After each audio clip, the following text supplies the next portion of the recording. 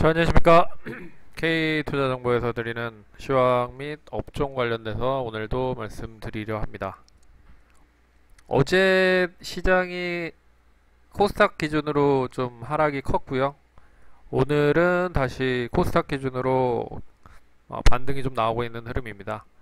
근데 이따 말씀을 드리겠지만 시장이 완전하게 이제 바닥을 확인한 흐름은 아직 정해진 흐름은 아니기 때문에 뭐 쉽게 예견이나 판단을 하기가 좀 쉽진 않은 그런 흐름인 것 같습니다. 그래서 이 흐름을 어떻게 좀 잘 벗어나야 우리한테 또 기회가 될 수 있을지를 한번 이야기해드리는 시간을 가져보도록 하겠습니다. 자, 그러면 본격적으로 한번 얘기해보죠. 일단은 가장 중요한 게 뭐 잘 아시다시피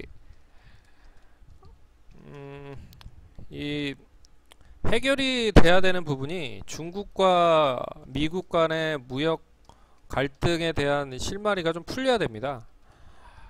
근데 지금 어제 이제 트럼프 대통령이 지금 EU 관련된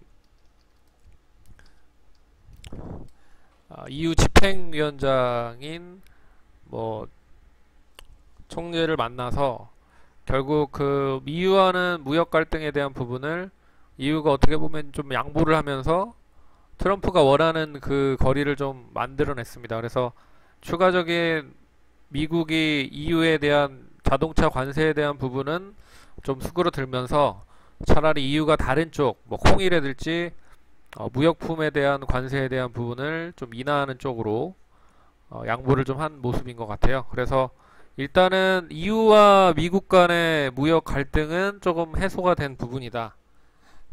그렇지만 결국에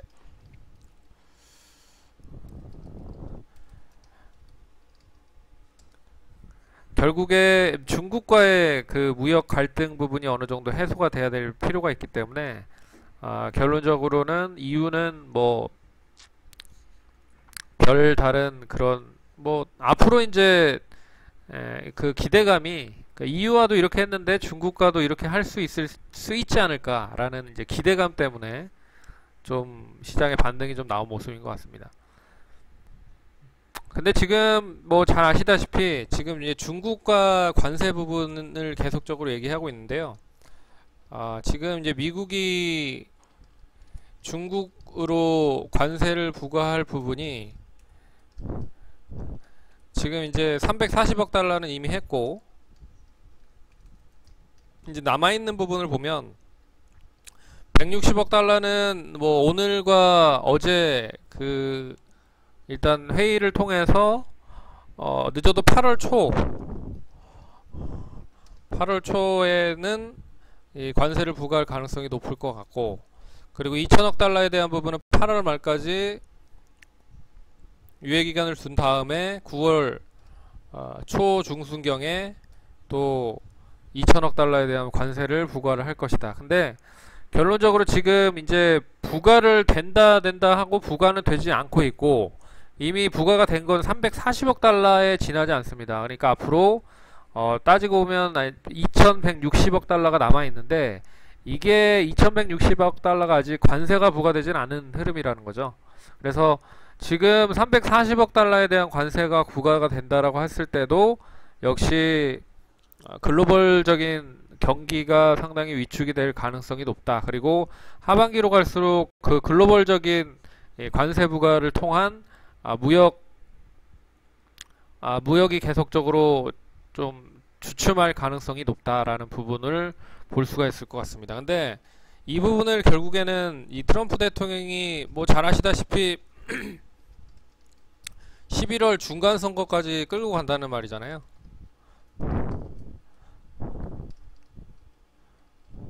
그러면 이미 160억 달러에 2천억 달러에 대한 부분 관세도 어느 정도 진행이 되고 나서 뭐 일단은 수습을 해야 될 필요가 있는 부분이기 때문에, 근데 수습을 지금 11월 달에 중간 선거를 뭐 어떤 이제 지지율이 보일 수 있을지 모르겠지만 최근의 흐름들을 보시면 트럼프 대통령 지지율이 상당히 뭐 한 4, 50%에서 계속 굳건하게 자리를 잡고 있기 때문에 이게 뭐 떨어질지에 대한 의문이고, 만약에 떨어진다라고 하면 뭐 이 관련된 부분에 있어서 조금 방향이 틀어지겠죠. 하지만 떨어지지 않는다라고 하면 더 큰 문제가 생길 가능성이 높습니다. 왜 그러냐면 기존에 이 그 9월 초까지 2160억 달러에 대한 부분 관세를 추가적으로 부양을 한다라고 하는데, 관세를 부과를 한다라고 하는데, 이 부과에 대한 부분이 11월까지 계속 늘어나면 늘어날수록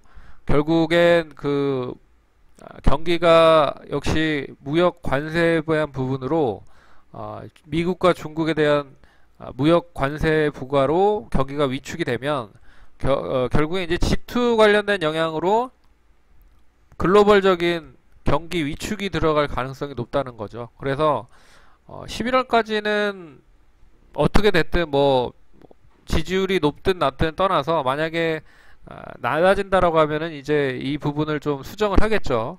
하지만 이미 이 무역 관련된 갈등에 대한 부분은 이미 지금 관세가 지금 부과가 되고 있는 상황이 될 수 있을 가능성이 높기 때문에 뭐 하반기로 갈수록 그 부분을 피하지 못할 것이다 라고 하는 부분이 계속적으로 시장이 좀 드리워지고 있는 것 같습니다. 그러니까 지금 우리나라 시장도 오르면 떨어지고 계속 그런 흐름이잖아요.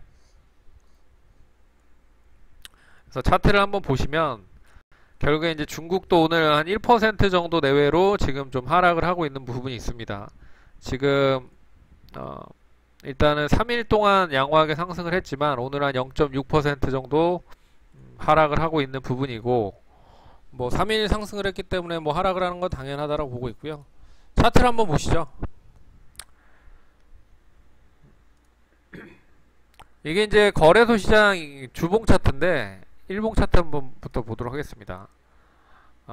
일단은 단기적인 것만 말씀을 해드릴게요. 단기적인 흐름을 말씀을 해드리면, 일단은 이렇게 한번 떨어졌다가 반등을 했다가 다시 이렇게 하락을 하면서 일단은 하방 경직을 만들려고 하는 흐름을 보이고 있다라고 볼 수가 있을 것 같습니다. 그래서 여기에서 쌍바닥을 만들고 다시 상승을 할 수 있을지를 확인을 할 필요가 있을 것 같고요. 이렇게 갈지 아니면 이런 식으로 갈지를 보셔야 될 것 같고, 이제 반면에 코스닥 시장은 이거보다는 조금 더 우울하죠. 어떻게 보면 아직 바닥을 다진 흐름은 아니다라고 보고 있어서 뭐 이렇게 하락을 했다가 반등을 했다가 다시 하락을 하는 거의 뭐 N자형 하락이 계속 이어지고 있는데, 오늘 반등이 나오고 있긴 하지만 그 반등이 상당히 좀 미비한 그런 흐름이다라고 보고 있습니다. 그래서 이 반등이 뭐 V자적인 반등으로 나오지 못하더라도 뭐 어느 정도 이제 바닥을 확인하고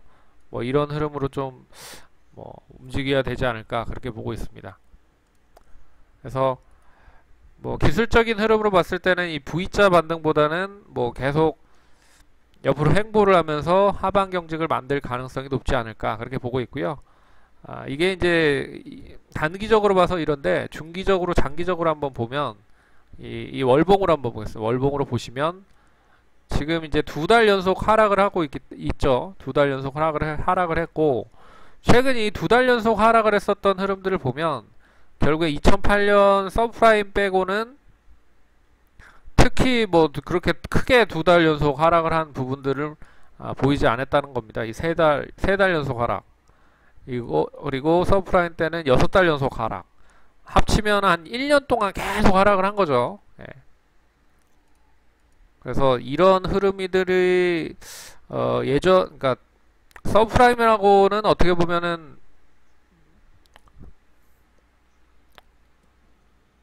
일단 뭐 자체가 좀 틀리기 때문에 결국에 그 부분을 좀 2달 정도의 조정으로 좀 만회를 하고 있는데, 이 부분이 얼마만큼 더 빠른 시일 안에 회복이 될 수 있을지를 보셔야 될 것 같습니다. 근데 뭐 월봉으로 보면 지금 20월봉상이 한 730포인트 정도가 돼요. 그래서 혹시라도 730포인트를 임박을 할지에 대한 부분도 염두를 해서 보셔야 될 것 같고요. 그리고 이 7월달까지는 계속 뭐 이런 흐름으로 이어질 가능성이 높다라고 보고 있습니다. 이제 끼케야 반등이 좀 나온다고 하면 아래 꼬리가 좀 달린 그런 뭐 이런 식으로 좀 달린 음봉이 좀 나오면 더 좋지 않을까 그거 보고 있습니다. 네, 그래서 안전하게 좀 바닥을 확인한 흐름은 아니다 라고 보고 있고, 거래소 시장도 월봉 보시면 지금 이제 3달 연속 하락이 나타나고 있습니다. 근데 코스닥 시장보다는 좀 더 긴밀하게 하락폭이 크지 않다라고 하는 부분을 봤을 때는 만약에 반등이 나온다라고 하면 거래소 시장 쪽으로도 좀 더 빠르게 나올 수 있을 것이다 라고 보고 있습니다. 종목들을 한번 보죠. 종목들을 보시면